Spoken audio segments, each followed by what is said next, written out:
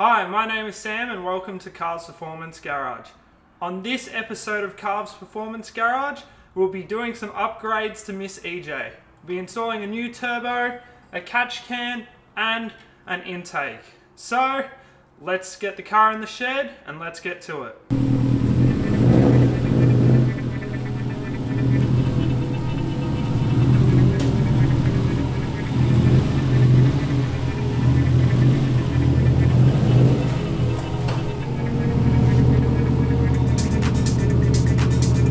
To start off, I got a parts tray ready so I can put all the bolts and nuts and fastenings and whatever in there to keep it nice and organised. Then I removed the intercooler and the clutch and brake fluid reservoir heat shield.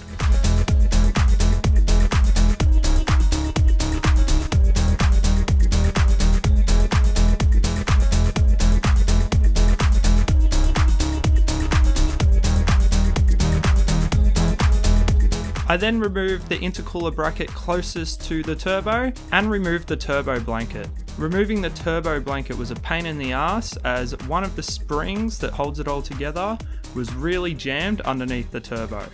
Yes, they suck to take on and off, but they are probably the most cost-effective heat management system you can buy for your turbo. Then using my extendable flexible king chrome ratchet, I removed all the accessible turbo dump pipe, bolts and nuts. Having something that flexes so you can reach those side nuts is really useful. So that's why this ratchet absolutely comes in clutch when having to remove dump pipe bolts and nuts.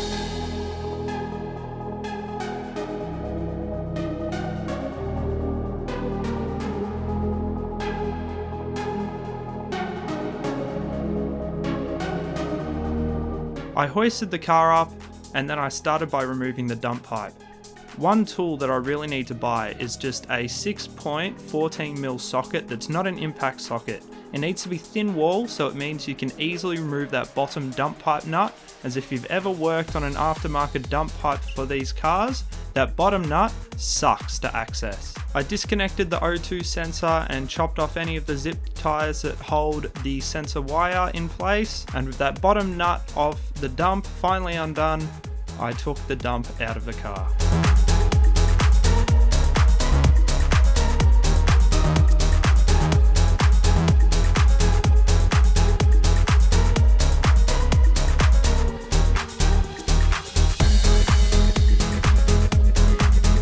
Because I was taking the turbo out, it meant that I needed to drain a little bit of coolant off the top tank, so it meant that there would be minimal spillage. Luckily, my easy drain system works perfectly, so I connected my AN6 hose and put the other end in a bottle, opened up the valve and could easily remove as much coolant as I needed, and plus since it was back in a clean bottle, I could reuse that coolant.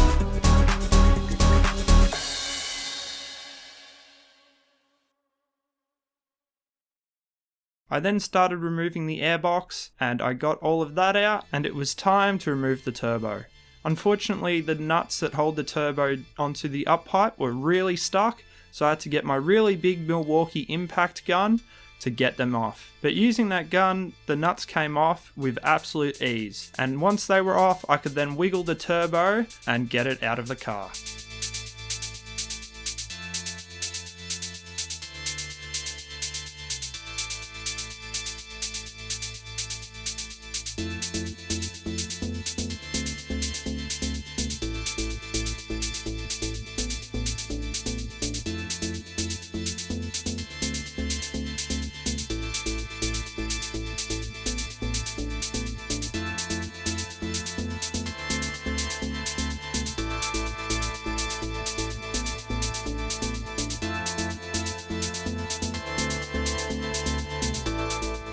To install a new turbo, I personally like to undo all the up pipe bolts as I find it easier to install the turbo that way. And while we were fiddling around with the up pipe, we noticed that the top heat shield on the up pipe was rusted away and loose.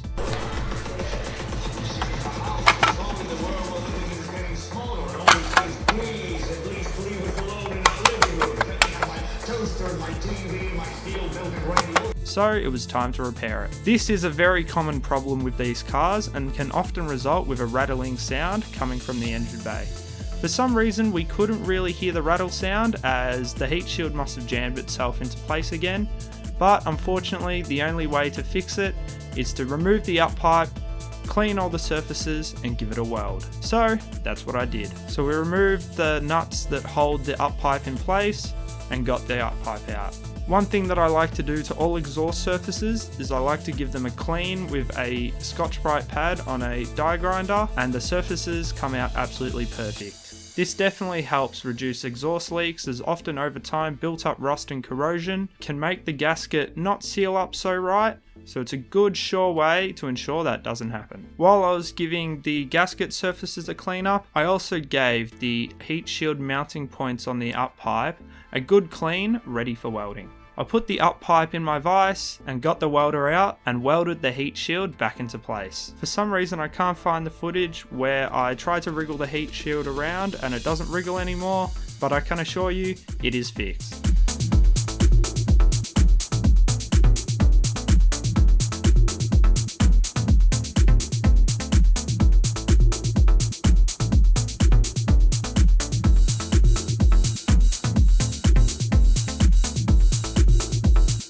One thing that I don't show on video is myself reading through the instructions of the turbo really carefully. This is really important when installing an aftermarket turbo, as different turbo designs require different things regarding the coolant and oil, so make sure you give it a read whenever you're installing a new aftermarket turbo. In this turbo, you had to make sure that all your banjo bolts were correct, and as this is a journal bearing turbo, if you were to put a banjo bolt or a oil restrictor that's meant for a ball bearing turbo, it would blow your turbo up. So I read through the instructions really carefully, I double checked everything, and I was ready to put the new turbo in. The turbo we went for was a GTPumps GTPS02-712.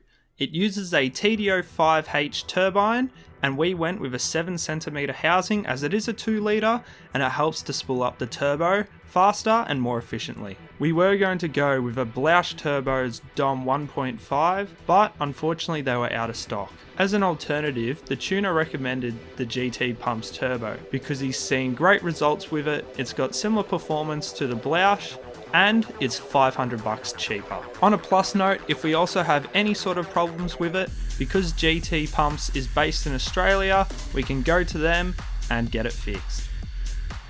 So with the turbo now in place, I just double checked that the oil drain was on properly, as sometimes when you do put a new oil drain, which this oil drain hose is pretty new, you can bend it and it might not have been seated on properly. So I just got a torch out and an inspection mirror, and it was seated 100%. Once I knew that it was 100% in place, I lifted up the up pipe into place, tightened all the bolts, and connected all the hoses.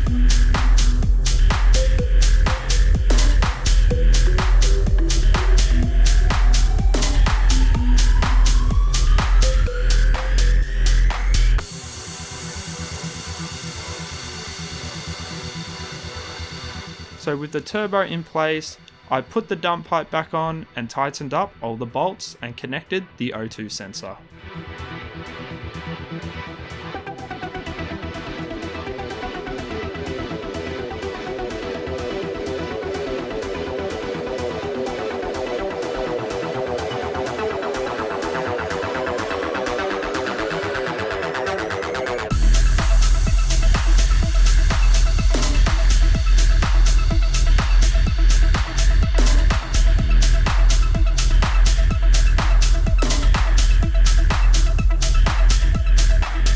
We also went with a Process West intake because again, they've got a great reputation, they've got really good performance, and also it really makes the turbo flutter sound way louder. So I just needed to transfer the MAF sensor onto the new intake and it was ready for install. As everything was in place, I then put it in the wheel well and got it connected up to the intake. With it connected, I then put the air filter on, and with everything together, I could then put the guard liner back into place.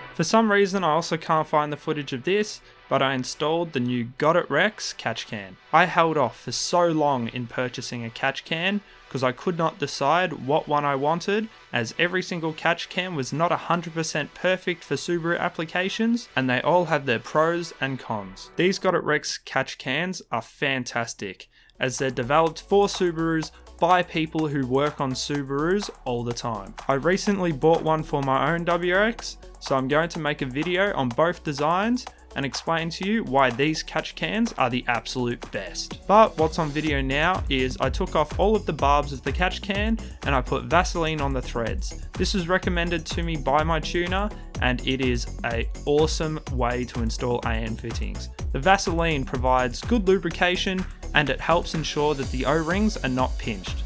Plus, when you do need to get them off again, they come off in an absolute breeze.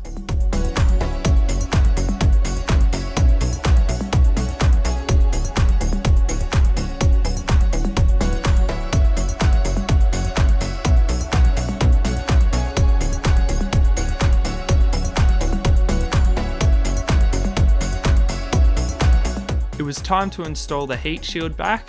This heat shield was designed for a VF turbo, but because we upgraded to a bigger turbo, it would not fit anymore. The wastegate actuator was hitting the heat shield, so I needed to take it out and modify it. I just went with a pen and just marked out where it was hitting and got a hammer and bent into shape. Because the GTPumps is a bigger turbo, the turbo blanket we were using for the VF would not fit anymore. Plus, when removing the turbo blanket, it kind of tore itself to shreds. This is the second turbo blanket we bought for this car, because when I was replacing the TD04 with the VF, the turbo blanket also destroyed itself upon removal. So, in the name of serviceability, before we sent it off to the tuners, I was going to custom make my own heat shield that covered the turbo and protected the intercooler and the clutch and brake reservoirs, but unfortunately I just did not have enough time. At the end of the day, this heat shield modification was all for nothing because it was still rattling when I turned the car on. When taking off in the car, there was this weird rattle. And at the time I was adamant it was not my heat shield because I thought that I'd done everything to make sure it had plenty of clearance from the turbo. But in this video of me installing the intercooler bracket, you can clearly see that there is not enough clearance between the bolt and the turbo heat shield. So while the car was at the tuners, they just removed it and put a OEM heat shield back on. After all those dramas, it was time to route the Catchcan hoses. This is another thing I don't have on video because we were on a very tight time frame before this car had to go to the tuners. So all of the Catchcan hose routing apart from this small clip was done off camera. But with everything ready to go, it was time to connect the intercooler back up, fill it back up with coolant to bleed the car. Once it had some excess coolant in the funnel, I removed the fuel pump fuels and cranked it. When you install a new turbo, you always want to crank it for a bit and build up oil pressure, because you need oil to get into the turbo bearings, so on startup they're not dry and they don't chew themselves to absolute shreds. This step was also highlighted in the turbo instructions, so I followed it to a T. But once I had some oil pressure, I then could turn it on and see if everything I did worked.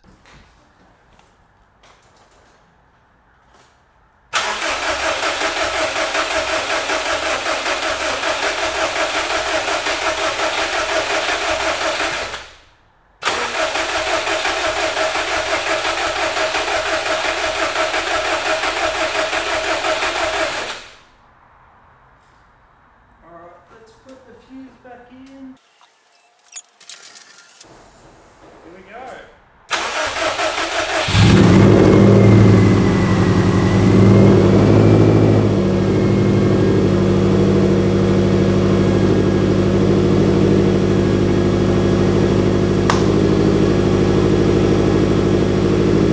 So I turned the key and it started right up.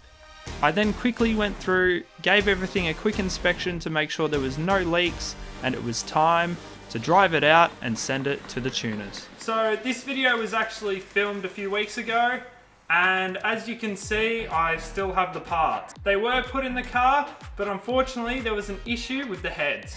So we had to take the engine out again. So, in the next episode of Carl's Performance Garage with Miss EJ, we'll be taking the engine out. So, thank you so much for watching.